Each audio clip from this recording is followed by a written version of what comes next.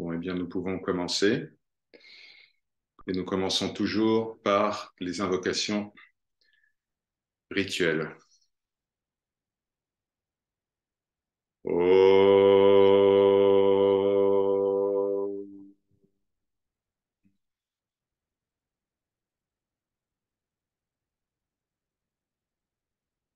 Om.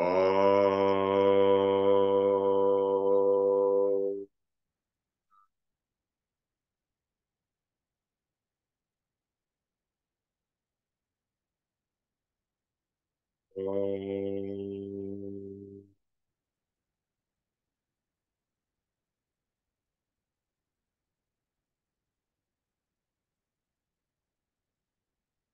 Om Gan Ganapataye Namaha. Om Shri Paramatmane Namaha. Guru Brahma, Guru Vishnu, Guru Devo Maheshwara, Guru Sakshat Param Brahma, Tasmai Shri Gurave Namaha. Asato Ma Asat Gamaya, Tamaso Ma Jyotir Gamaya, Mrityorma Amritam Gamaya. Om Sarasvati Devi. Que notre étude s'avère efficace, que notre étude soit complète et fructueuse, que notre étude soit vivifiante, que la lumière de la vérité brille sur nos études. Om Shanti Shanti Shanti.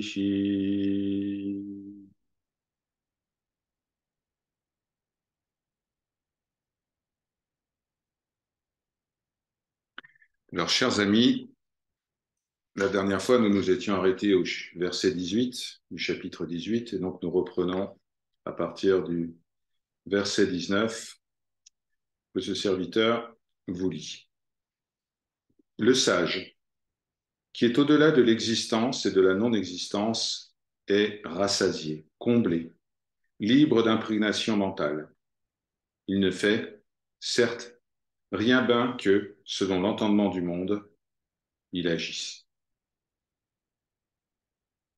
Il ne fait rien, bien que, dans le regard du monde, il agisse.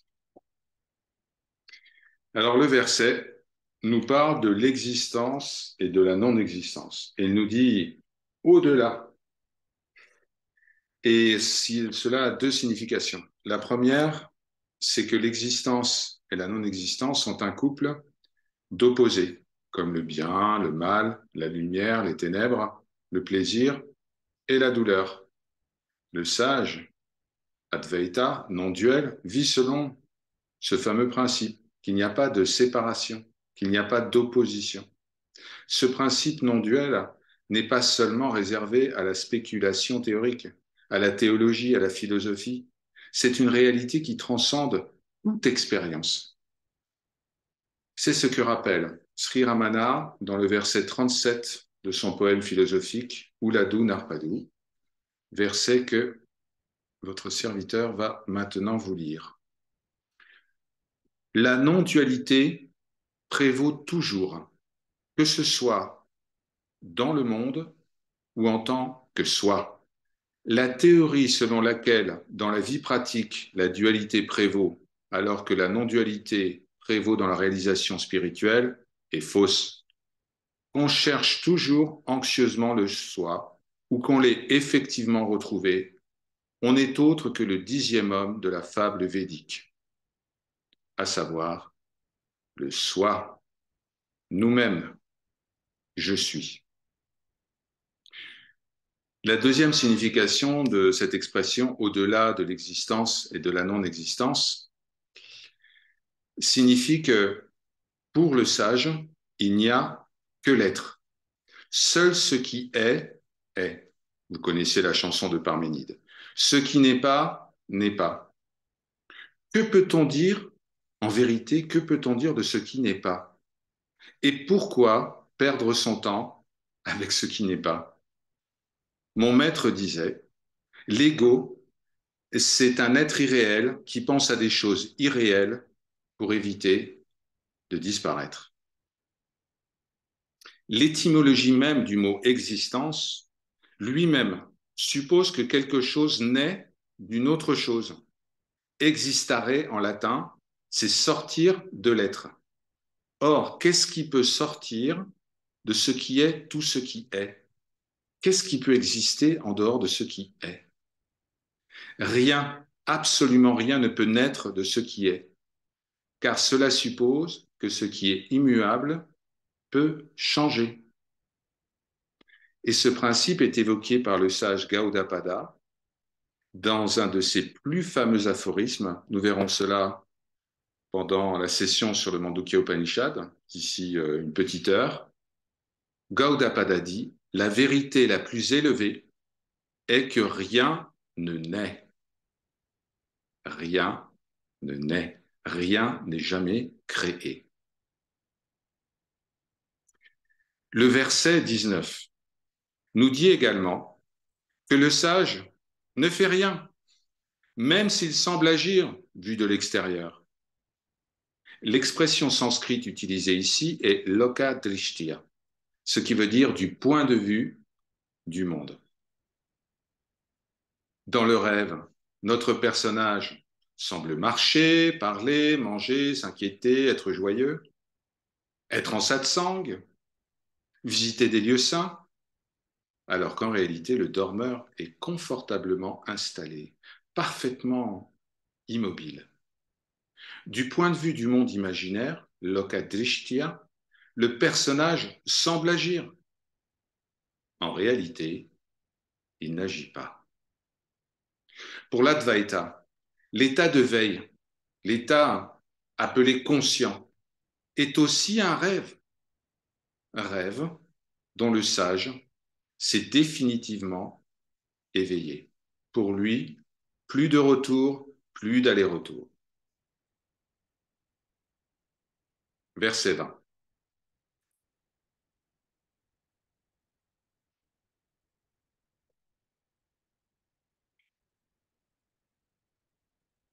Dans l'action, pas plus que dans l'inaction, il n'est aucune obstination pour le sage qui demeure heureux après avoir accompli ce qui est à faire lorsque cela se présente. Ashtavakra s'adresse maintenant à tous ceux et toutes celles qui se demandent comment se comporter une fois que l'on s'est souvenu de notre véritable nature. La grande question, que se passe-t-il après l'éveil? Cette question n'est pas celle d'un sage qui ne se soucie plus de ce qui doit être fait ou non, mais celle d'un cherchant que le mental veut distraire avec ce type d'interrogation.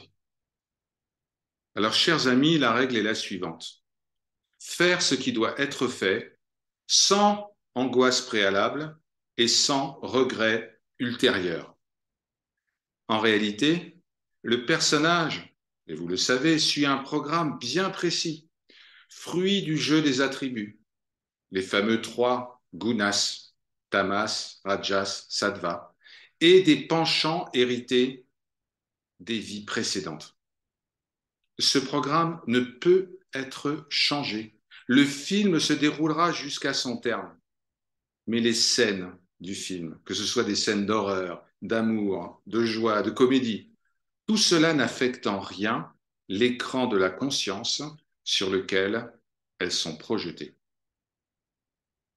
Le verset nous dit également « Demeure heureux ».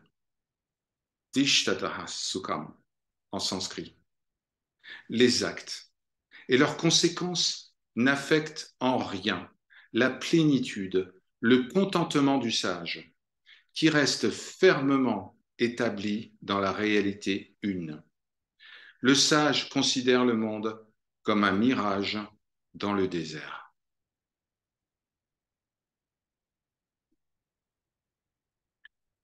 Verset 21.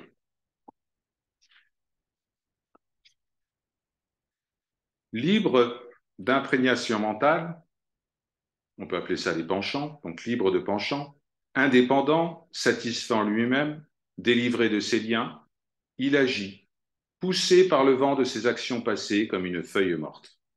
poétique. Le sage vit en permanence ce qui est décrit par le verset 24 du chapitre 5 de la Bhagavad Gita.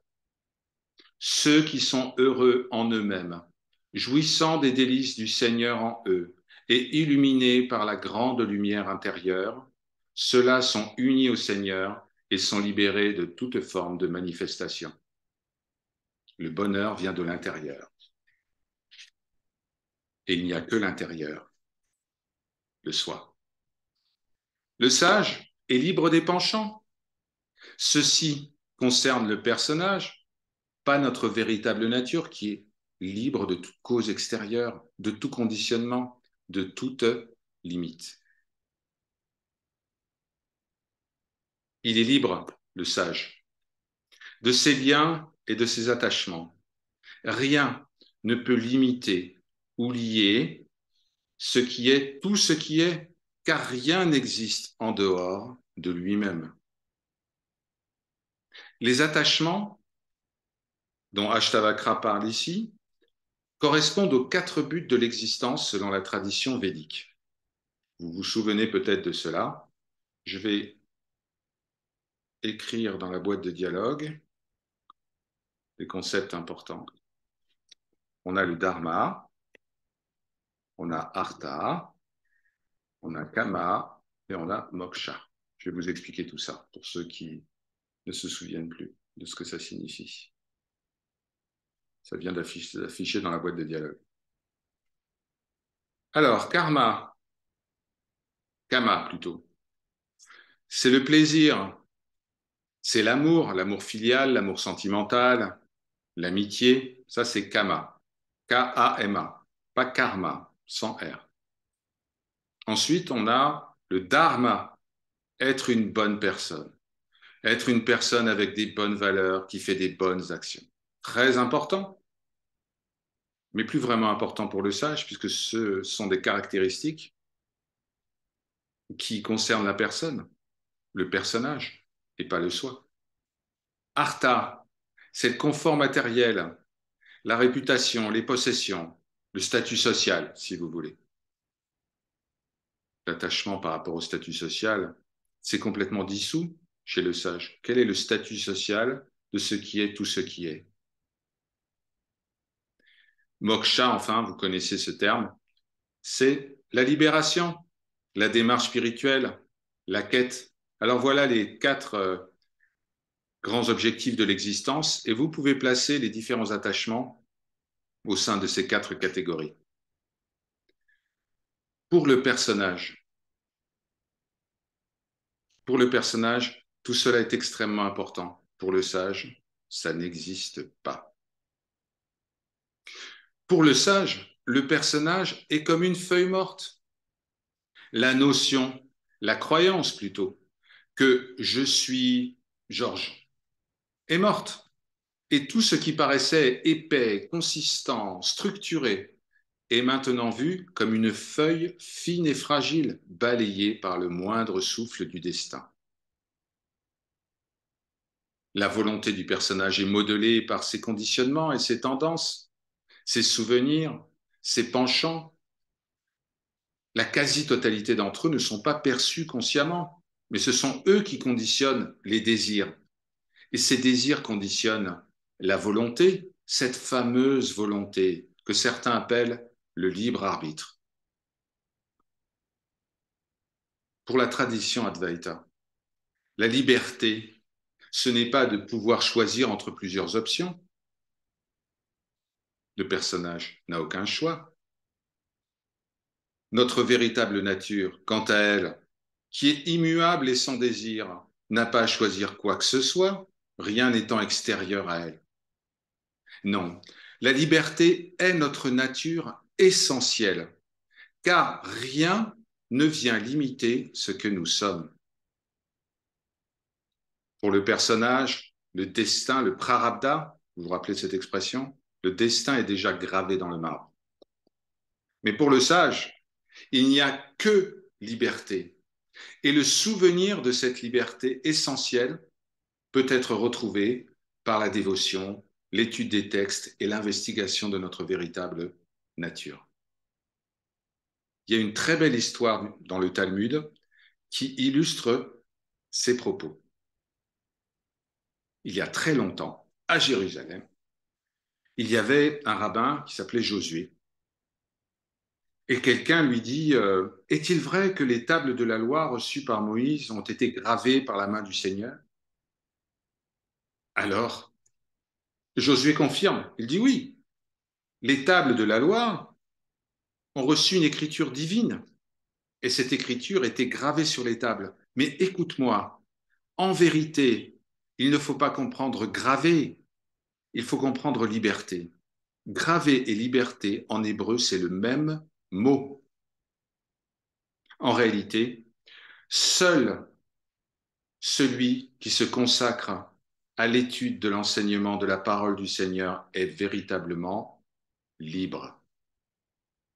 Nous sommes libres, chers amis. Nous sommes libertés, toujours. Sache que la seule liberté dont dispose le personnage, c'est de penser constamment au Seigneur. Et quand on pense au Seigneur, notre amour pour lui grandit et emplit tout le champ de conscience. Cela a été présenté de manière magnifique par la plus célèbre prière de la tradition judaïque, le Shema Israël, écoute Israël. Cette prière dit, Shema Israël, Adonai Elohim, Adonai Echad, ואהבת את אדוני אלוהיך בכל לבבך ובכל נפשך ובכל מאודך, והיו הדברים האלה אשר אנוכי מצווך היום על לבביך. En français, écoute, le Seigneur est notre Dieu, le Seigneur est un. Tu aimeras le Seigneur ton Dieu de tout ton cœur, de toute ton âme et de tout ton pouvoir. Ces paroles que je te donne aujourd'hui seront gravées dans ton cœur.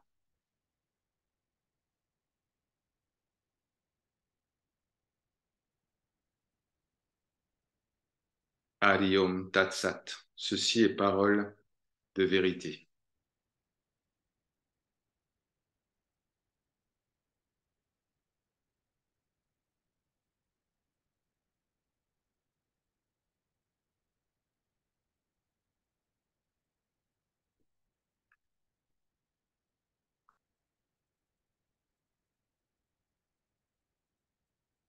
Vous voyez comme toutes les voies convergent vers la sagesse une.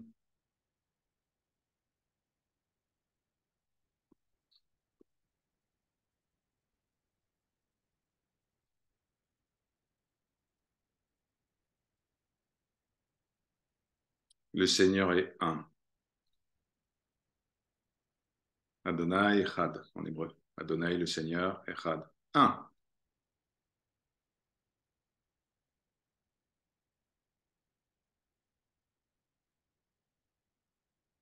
Et que se passera-t-il à la fin des temps?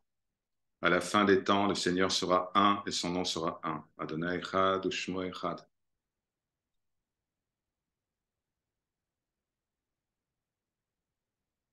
Quand est-ce que la fin des temps arrive? Il n'y a jamais eu de temps.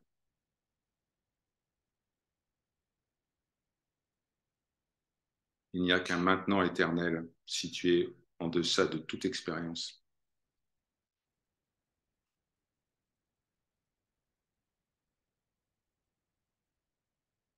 Voilà, c'était les versets 10, 19, 20 et 21 du chapitre 18 de la Shtavakra Gita. Vous voyez, on est en train de monter, monter, monter. Si c'est possible encore de monter, vous allez voir, c'est loin d'être terminé.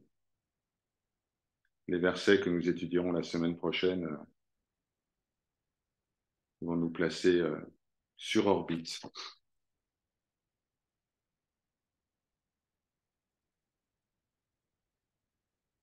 Vous avez la parole. Vous pouvez utiliser soit la boîte de dialogue, soit la petite main jaune.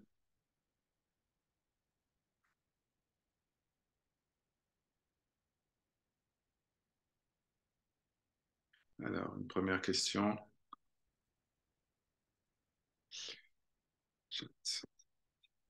Isabelle, Namaskar. Est-ce que le destin n'est pas modifié lorsqu'il y a la réalisation? Mais non. Le destin du personnage, le film va se jouer jusqu'au bout. Mais tu sais que tu n'es pas le personnage. Donc les péripéties du personnage, c'est les aventures de Tintin au Tibet ne t'intéressent plus comme avant. C'est observé, parfois,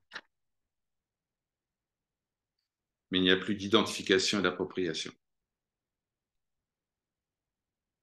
Le personnage peut évidemment avoir des difficultés de tous ordres, en tout cas ça semble être comme ça dans le monde matériel, ou ces sages qui ont eu par exemple des pathologies très lourdes, cancer, etc., etc. Donc le fait de se souvenir du soi n'arrête pas le karma pour le personnage, mais cela arrête la croyance que nous sommes le personnage.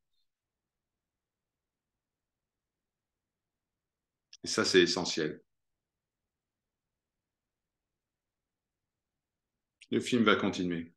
Tous ceux qui disent l'éveil, c'est la fin de la souffrance, c'est vrai et c'est faux.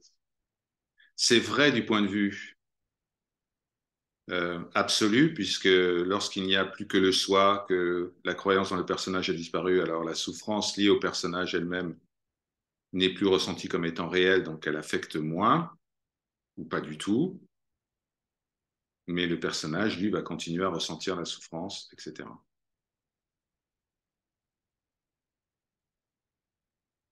Le karma va s'appliquer inexorablement.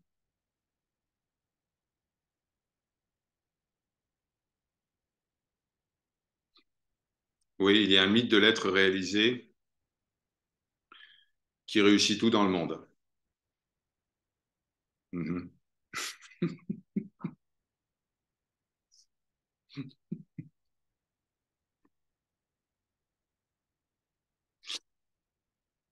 Réussite ou échec, quelle importance.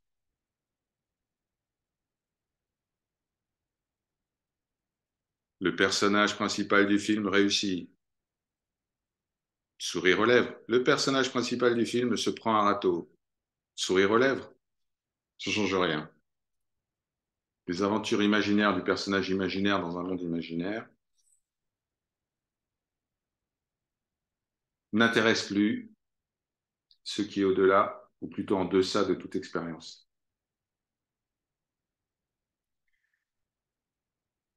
Alors, Lalita, Namaskar.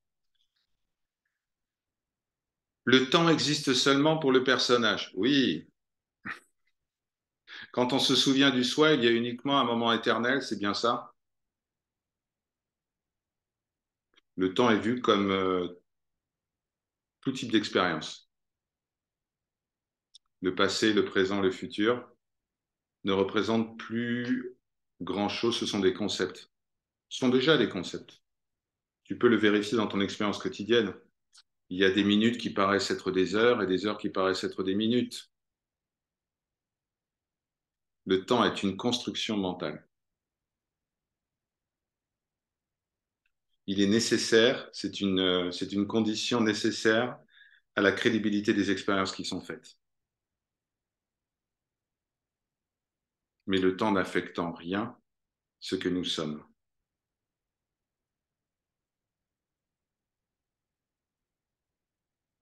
Ni le passé, ni le présent, ni le futur n'affectent le soi, notre véritable nature, de quelque manière.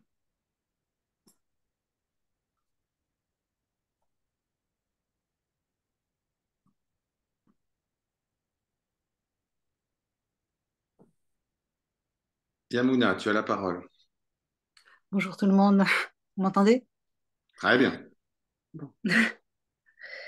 Alors moi, j'ai noté une phrase que tu as dite, et Oula.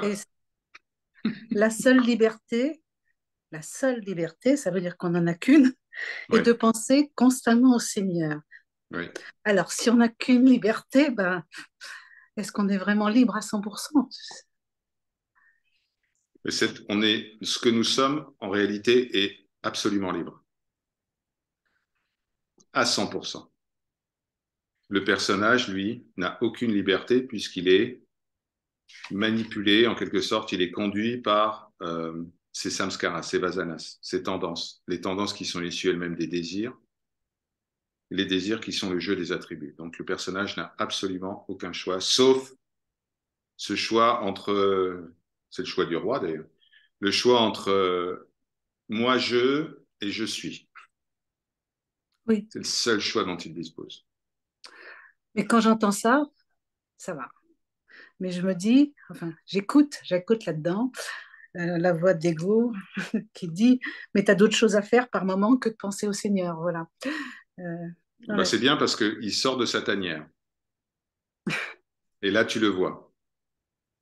Tu le vois en train de se manifester et en train de te dire. Donc, il y a bien une dissociation qui s'opère dans le champ de conscience avec une voix qui émerge, qui dit, tu as d'autres choses à faire que de penser au Seigneur.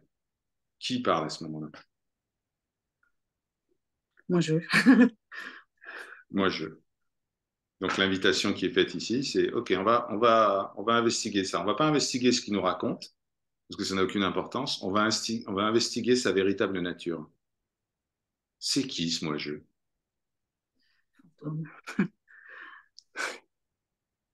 Qui c'est ce moi-je? C'est un moi-je, il a un corps, il a quoi? Puis une fois qu'on a fait tomber tout ce qui n'est pas je, on a fait tomber le moi, mon corps, mes pensées, mon histoire, mon destin. Alors voilà, on effectue le choix de faire attention, de contempler le Seigneur en permanence. C'est comme ça qu'on le fait, en étant absolument fixé sur ce qui observe. Ça, c'est une des voies en tout cas. L'autre voie étant la dévotion, le dépôt complet au pied du Seigneur. Non pas ta volonté, non pas ma volonté, mais la tienne, Seigneur. Une dépersonnalisation, de dépôt. Alors Lalita, le personnage, Lalita a écrit un petit commentaire dans la boîte de dialogue.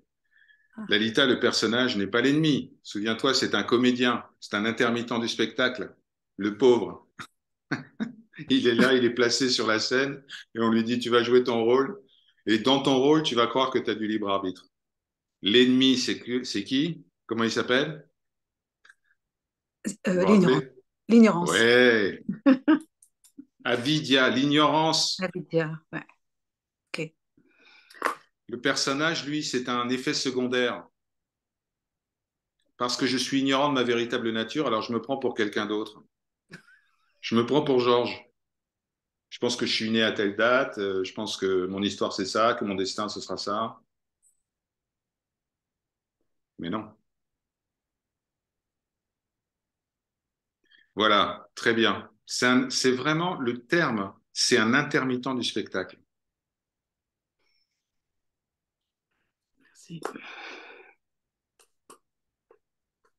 Il n'est pas permanent. Dès que vous êtes en sommeil profond, c'est fini, il n'y a plus de personnage. Il prend un congé sans solde. Ben oui.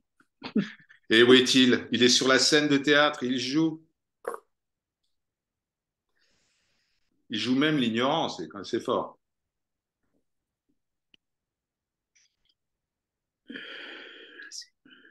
Alors, Karine, Namaskar. Que faire de la lassitude d'observer le personnage? Mais qui est lassé d'observer le personnage? Est-ce que le soi peut se lasser de quoi que ce soit, puisque rien n'est extérieur à lui-même? Il n'observe rien en dehors de lui-même, puisqu'il n'y a rien d'autre que lui. Et donc, c'est le moi-je qui est lassé, parce qu'il sait, il est lassé d'observer le moi-je. Mais quand tu sais, Karine, qui tu es, Satchitananda, Brahman, quand tu sais que tu es cela, alors, même cela, cette impression de lassitude d'observer le personnage, tout ça, ça se dissout parce que tout ça, c'est lié au personnage. Ça paraît paradoxal, mais c'est absolument lié au personnage. D'un autre côté, c'est bien, Parce que si tu es lassé, même si l'ego est fatigué de lui-même, ça va accélérer sa chute. Il va dire, bon, allez, c'est pas la peine que je continue ce cirque, c'est bon.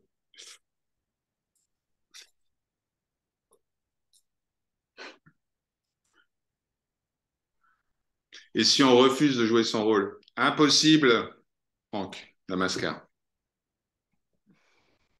Tu te rappelles d'Arjuna dans la Bhagavad Gita? Non, je veux pas tuer mes oncles, je veux pas tuer mes cousins, je veux pas tuer mes enseignants, mes précepteurs. Ben, il y va quand même à la fin.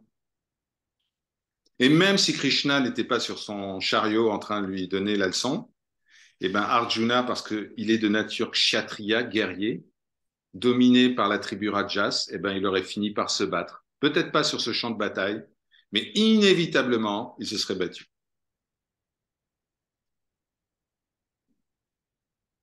De croire qu'on refuse, qu'on peut refuser de jouer son rôle, c'est continuer à croire qu'on est un personnage doté d'un libre arbitre qui peut choisir.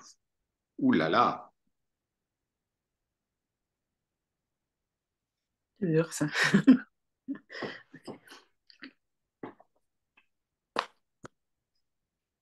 le seul choix, c'était là, c'était l'échange un peu avant. Le seul choix dont nous disposons, c'est de tourner notre regard vers le Seigneur. Voilà, en tant que personnage.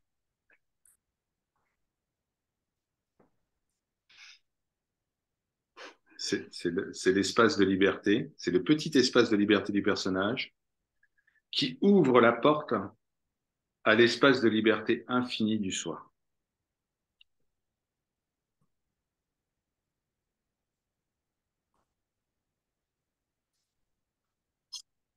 Alors, question d'Isabelle, cela veut dire que le personnage est aussi le soi? Non, le personnage est un rêve, une illusion. Si tu vois un mirage dans le désert, le mirage n'est pas le désert, n'est pas le sable sur lequel il repose. C'est une pure illusion. Alors, pour le rôle, tu complètes ta question, j'ai arrêté tous les rôles que je tenais avant je ne fais rien. C'est le destin alors? Bah oui.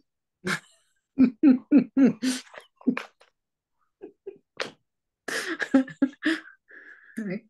Le personnage a décidé d'arrêter tous les rôles qu'elle tenait avant.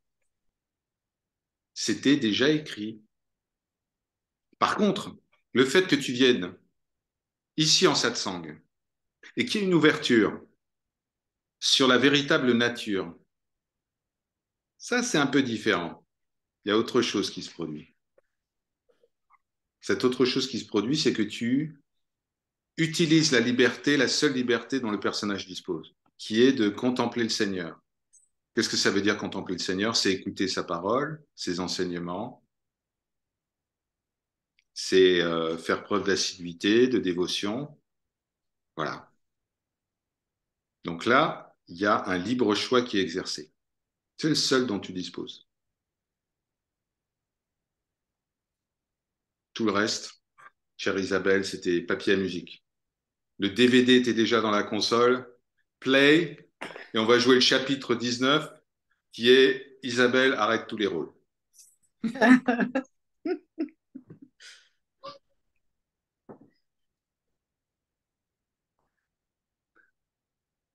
Parce que en arrêtant tous les rôles, qu'est-ce qui se passe? Il y a un nouveau rôle qui se met en place, qui est le rôle de celle qui arrête tous les rôles. Ok. C'est ce qui se passe avec certains cherchants spirituels qui disent, bon, allez, j'arrête tout, je lâche ma famille, en Inde souvent, c'est ce qu'on appelle les sannyasines, les renonçants. J'arrête tout, je lâche ma vie de famille, j'arrête mon travail, je pars dans l'Himalaya. Qui a pris cette décision? Si tu veux contempler le Seigneur, t'as pas besoin d'aller dans l'Himalaya, t'as pas besoin de quitter ta famille, t'as même pas besoin de quitter ton travail. C'est le mental qui fixe des conditions en disant, moi, je ne penserai pas au Seigneur si je suis pas dans l'Himalaya. Attention, hein. Il me faut au moins ça. Il me faut la robe orange, il me faut le mantra, il me faut l'initiation, il me faut le gourou, Il faut que je lâche tout, sinon je serai toujours perturbé par l'entourage. Donc c'est le mental qui crée des conditions. Alors qu'est-ce qu'on dit au mental? Merci beaucoup, mais non merci. Toujours. Tous les sages disent, lorsque la grâce du Seigneur se manifeste, cette grâce du Seigneur se manifeste sous le désir de libération. C'est-à-dire le désir de se tourner maintenant vers le Seigneur, vers ce qui est réel et pas vers ce qui est irréel. Et tout découle, tout se produit absolument spontanément. Venir en satsang, rencontrer les enseignements, passer du temps en prière, passer du temps à méditer sur notre véritable nature, etc. Tout ça, ça se déroule. Ce n'est plus le choix du personnage, c'est plus ressenti comme ça. Il y a une impulsion au départ qui est je me tourne vers le Seigneur et ensuite le Seigneur prend les commandes. Ah, d'accord. Tu t'intéresses à moi, tu fais attention à moi. Ok, laisse-moi faire, je te montre. Et je te fais faire exactement ce qui est nécessaire pour que tu te souviennes de moi, c'est-à-dire de toi.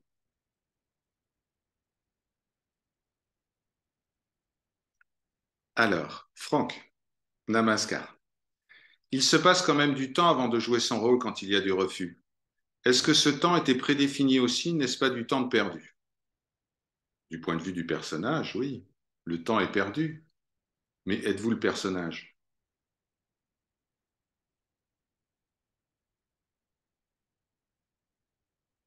Le rôle est joué, de toute façon.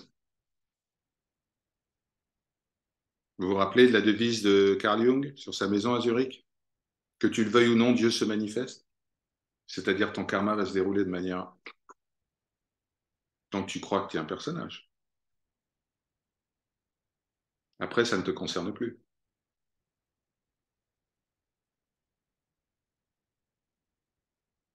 Le refus faisait partie du karma. Le refus devait être expérimenté. Il n'y avait pas un scénario, un plan B, où on pouvait aller plus vite en prenant le TGV de l'Advaita. Non, non, il fallait le faire à pied. Il fallait se tromper de chemin. Il fallait tomber dans une crevasse. Il fallait se relever.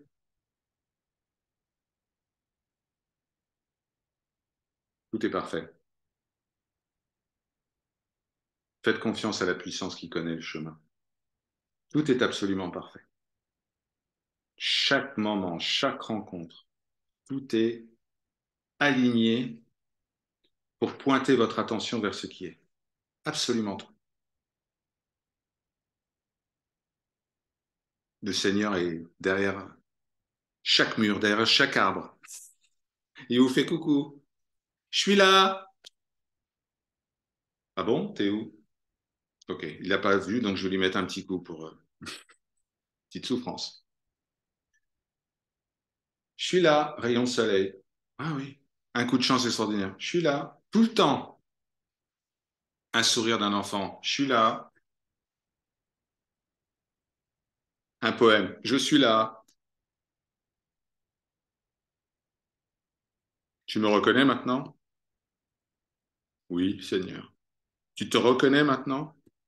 Oui, Seigneur.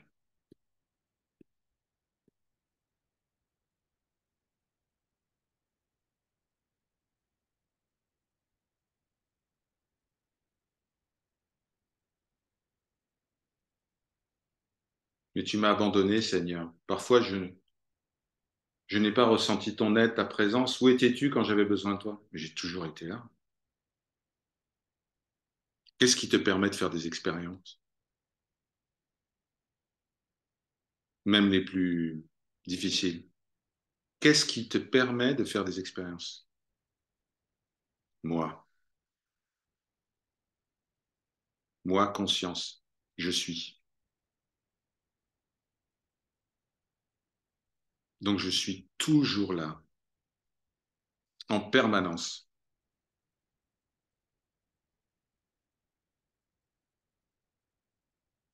Je suis l'écran et le projectionniste et la lumière du projecteur. Je suis toujours là.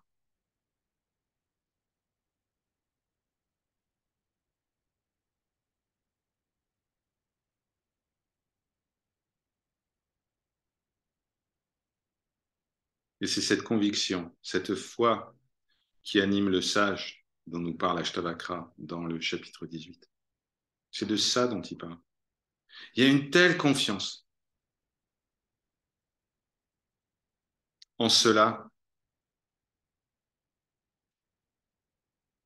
que tous les couples d'opposés, l'absence, la présence, la distance, la proximité, le bien, le mal, tout ça, c'est complètement transcendé. Le passé, le présent, le futur, le sujet, l'objet.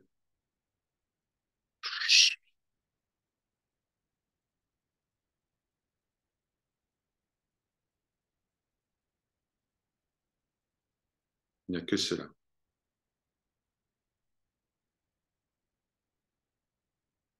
Tu es cela. Quand nous étudierons le verset 7 du Mandukya Upanishad, on a déjà commencé à l'étudier la semaine dernière, ceux qui participeront à cette session se rendront compte à quel point ce fameux tu es cela est la seule chose que vous devez retenir. Vous pouvez tout oublier, les Upanishads, les Gita, tout. 3 mots. Tatwa Masi, tu es cela. Il n'y a que ça. Que ça.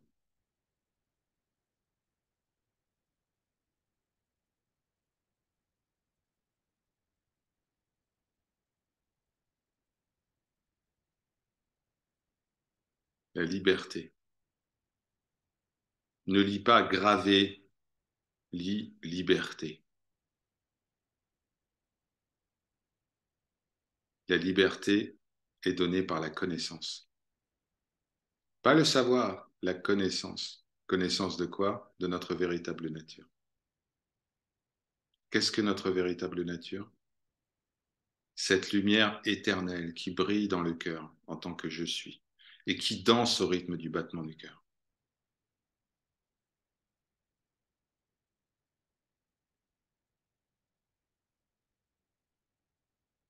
Donc elle n'est pas extérieure à nous, elle est nous.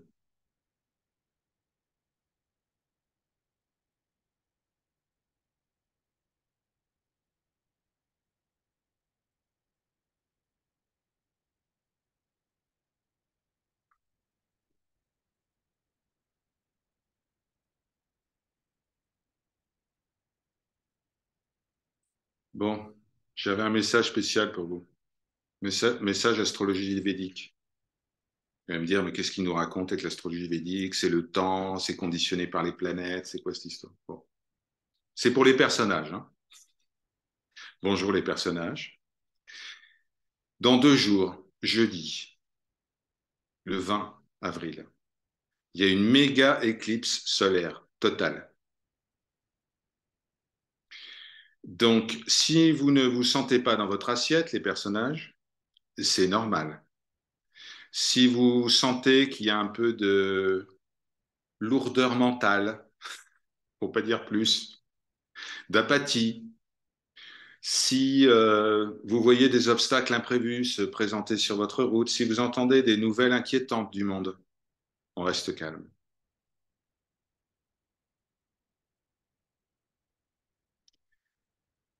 Donc l'éclipse solaire, c'est la conjonction entre le Soleil et un point d'écliptique qui s'appelle Rahu, qu'on appelle la tête du dragon dans l'astrologie védique, le nœud lunaire nord.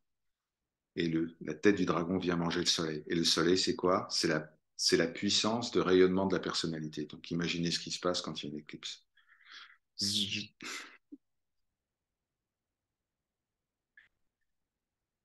La capacité de raisonnement, la maîtrise des émotions, le statut physique, tout ça est un petit peu chahuté, pour pas dire plus. Donc, cher personnage, pas de voyage, pas d'initiative hasardeuse, on signe aucun nouveau contrat, on s'engage sur rien. On ne prend aucune décision, bien que tout est piloté, mais c'était le karma que vous entendiez ça aujourd'hui. On ne prend aucune décision impactante pour le futur.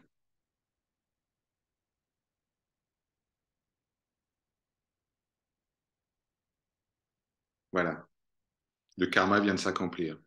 Vous avez entendu cela, et peut-être que ce conseil confirmera ce qui, de toute façon, aurait dû se dérouler. Voilà. C'est rare que ce serviteur vous parle d'astrologie védique dans un cours d'Ashtavakra Gita, mais là, il y a une éclipse. Très rare. Donc, c'est vraiment jeudi. Jeudi. Toute la journée. Ceux qui habitent dans l'océan Indien. Ouais, levez la main. Euh, bon, alors, l'éclipse, vous allez peut-être la voir en partiel. Vous aurez peut-être un petit aperçu de l'éclipse. Ça va se produire à, je crois, 5 heures GMT. Donc, pour vous, ce sera 8-9 heures du matin. Euh, donc, tout ce qui vient d'être dit est encore plus important pour vous.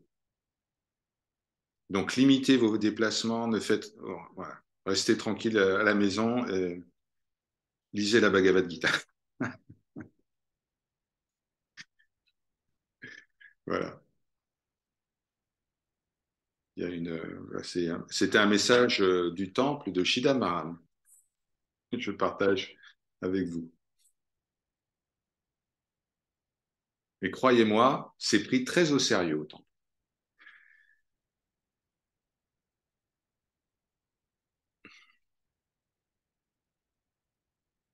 Alors, s'il n'y a pas d'autres points. Oh, Sylvia, je prends ta question. Dernière question, parce qu'après, nous devrons voguer vers de nouveaux horizons védiques. Oui, oui, oui. Oui, moi, en fait, j'aurais bien voulu avoir le texte qui était indiqué, récité en début de séance en hébreu. Paroles, j'aimerais bien voir les paroles, c'est possible.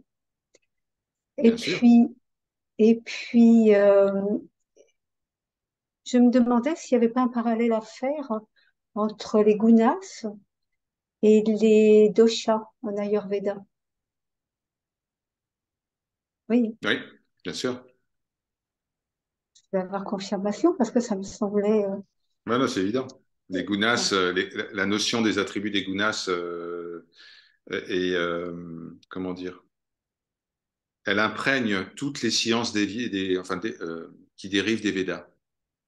Donc l'Ayurveda et le Jyotisha, donc l'astrologie védique. Il y en a d'autres, hein, il y a d'autres sciences. Mais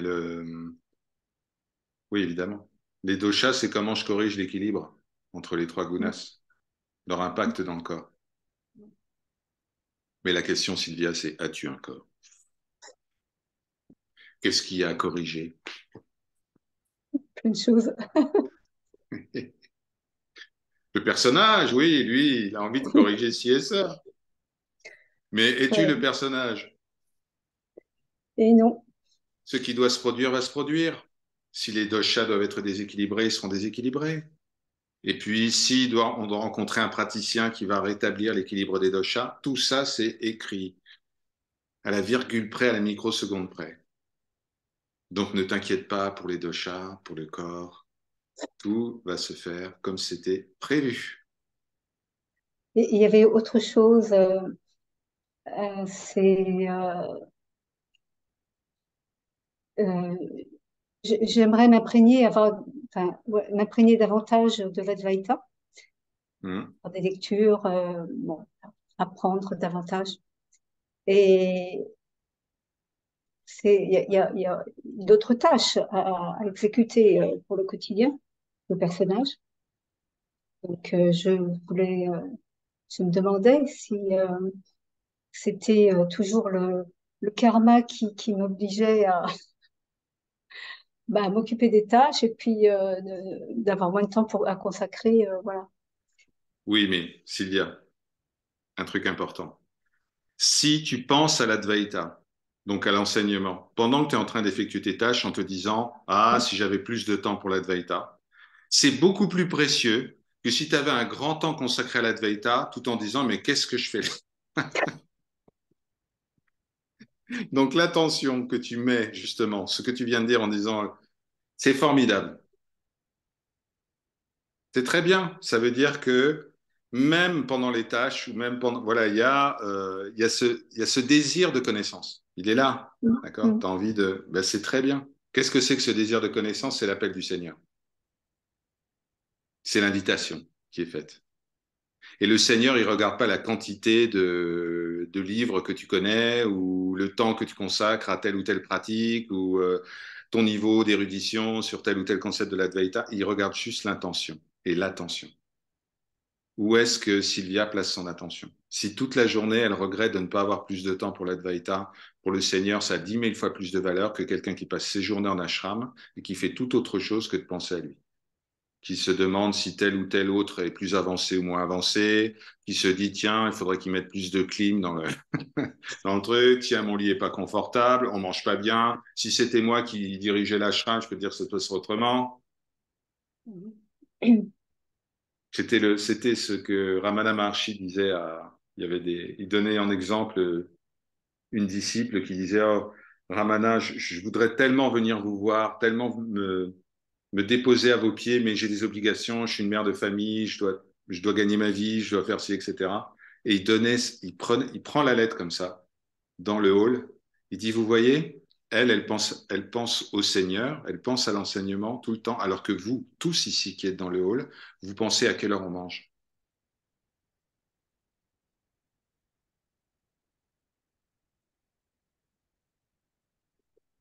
D'accord? Ok. Donc ce désir est un immense cadeau que te fait le Seigneur. Et ne le vis pas comme une frustration, vis-le comme vraiment une grâce. Ok. D'avoir ce désir d'être, comment dire, en présence des enseignements comme ça, c'est Mm. magnifique. Si un jour ce désir devait se réaliser complètement, c'est-à-dire que tu aurais plus de temps pour toi, etc., et que tu devais perdre ça, tu vois, en disant, ouais, finalement, maintenant que je l'ai, bon, je peux penser à autre chose. Voilà. Donc là, c'est magnifique. Ok.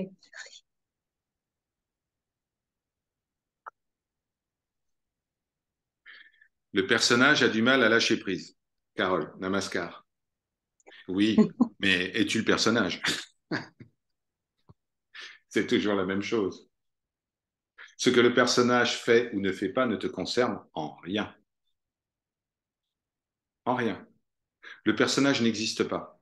Donc que le Père Noël ait un manteau vert ou un manteau rouge, que le Père Noël soit bien portant, malade, que le Père Noël soit riche ou pauvre, que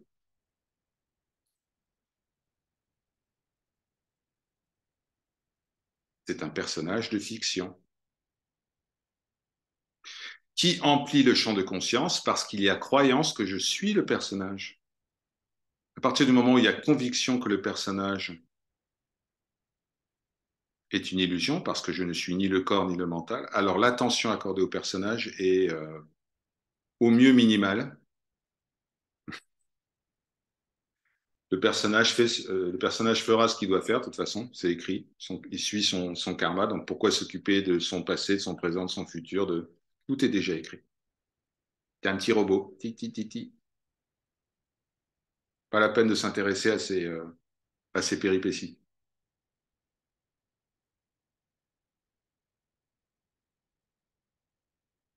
Chers amis, gratitude pour votre présence. Le replay de cette session sera mis en ligne mercredi. Il y aura un petit peu de retard. Voilà, et d'ici là, ce serviteur vous souhaite une très belle soirée en soi. Par sa grâce, Om, Shanti, Shanti, Shanti.